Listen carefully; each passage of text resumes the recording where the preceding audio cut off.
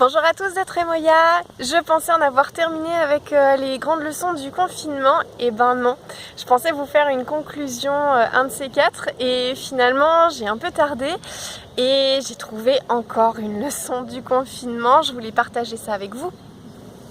À la fin de cette période de 2 mois où du coup j'ai pu faire que quelques consultations à distance, j'étais principalement à la maison en mode juste Magali en fait, qui je suis, voilà, c'est sans l'aspect thérapeute. Et au bout des 2 mois, je me suis rendu compte que de ne pas faire de soins, finalement je l'ai bien vécu. Je pensais vraiment que ça allait me manquer, et à la fin des 2 mois je me suis dit mince, en fait ça me manque pas tant que ça. Alors du coup tu te remets un petit peu en question, à te dire mais qu'est-ce que ça t'apporte vraiment, tu pensais que c'était un petit peu le truc qui te faisait vivre, qui te faisait vibrer, et là tu te dis mais ça m'a pas vraiment manqué d'avoir personne. Et les consultations ont repris à partir du 11 mai, je crois, en direct, et de recevoir les gens. Et là de nouveau j'ai été super contente de recevoir les gens et de faire les soins, etc.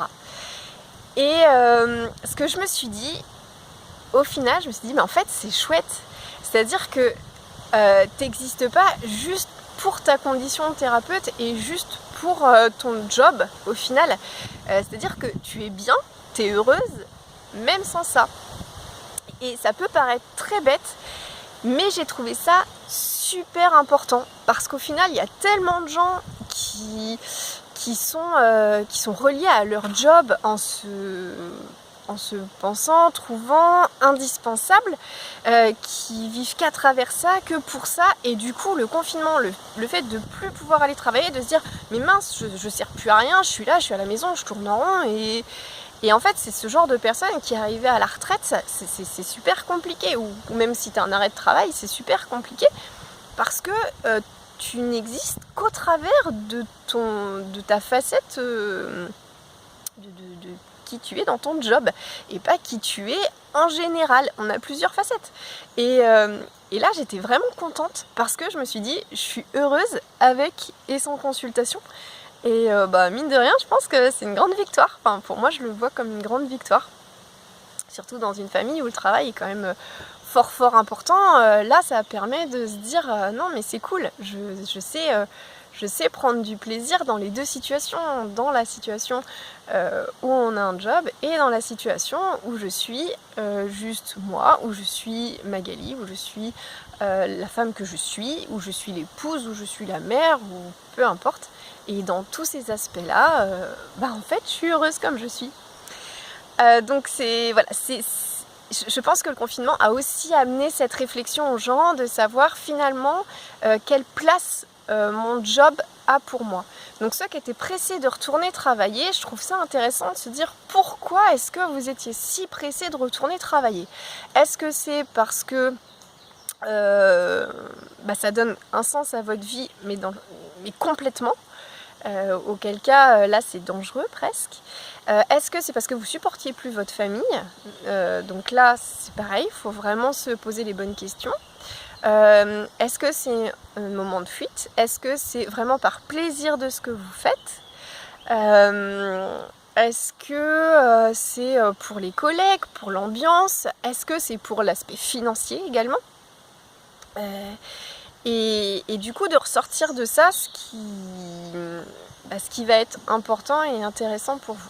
Il y a plein de gens qui arrivent à la retraite et qui soit déclenchent une maladie grave, soit font des AVC ou des choses comme ça, et on entend très souvent les gens dire punaise, il ou elle a travaillé toute sa vie et il ou elle a même pas pu profiter de sa retraite. Ça arrive très souvent, et c'est généralement des gens qui sont attachés à leur job, attachés à qui ils sont, mais ils se définissent que par leur métier et ce qu'ils apportent aux autres. Et à aucun moment ils regardent ce qu'ils apportent à soi.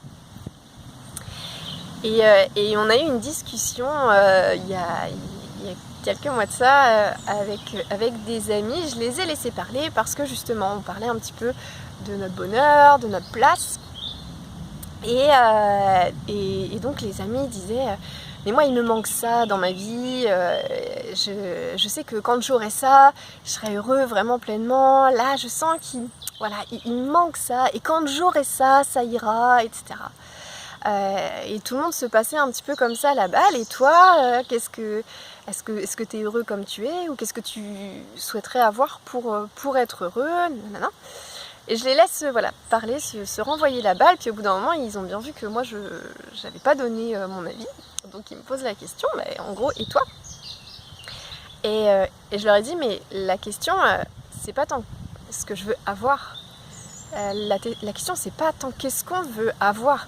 Avoir quelque chose, c'est très simple. À partir du moment où on se donne les moyens, on peut avoir ce qu'on veut. Vous voulez une maison, vous pouvez faire un crédit, vous voulez un CDI, même si le travail est dur physiquement, vous pouvez, je pense, perso, comme d'habitude, hein, c'est mon avis, c'est ma vision des choses. Je pense que pour les gens qui se donnent les moyens, vous pouvez vraiment avoir tout ce que vous voulez.